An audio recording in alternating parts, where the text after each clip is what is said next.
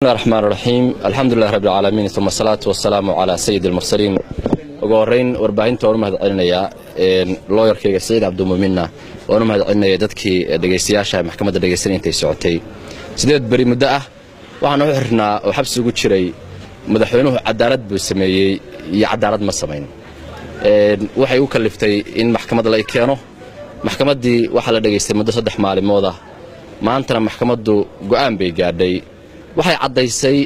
in qodob dastuuriga oo qodobka 14 dastuurka Puntland uu isiinayo inaan waxna dhaliili karayo waxna amaani karayo dhaliisheedana si allaaliya sida ii fudud oo aan heli karaan u soo gudbin karayo maxkamaddu ku mahadsan tahay inay xuriyatul qowlka u hilisay oo cadaysay qodobka hasaate maxkamaddu 4 bilood ayay ugu xukuntay xabsi ah ayadoo sidii rabtaa u cuskasto oo macnayso oo waxayna maxkamaddu siisay jaanisana gadan karo waana soo gatay marka kooban ilaahay uga mahadcelinayo xurriyadda haysto aan barnaamijka taagnahay qofka waa la xiri karayaa waa la soo sii deyn karayaa laakiin mabaadi'du iyo aragtida qofka iyo in Puntland cadaalad u baahan tahay iyo Puntland inuu u baahan tahay hogaandaba oo dawladnimadu u baahan tahay in la isdhaliili karayo oo sharciyada la dhowro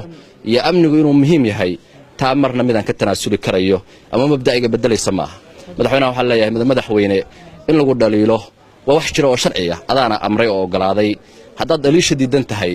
صحيح دليل شكو هرمري مركها والله أمانية لكن هذا تلابا دليل عقاده والله دليليا وحنا هي مواد ربنتلانا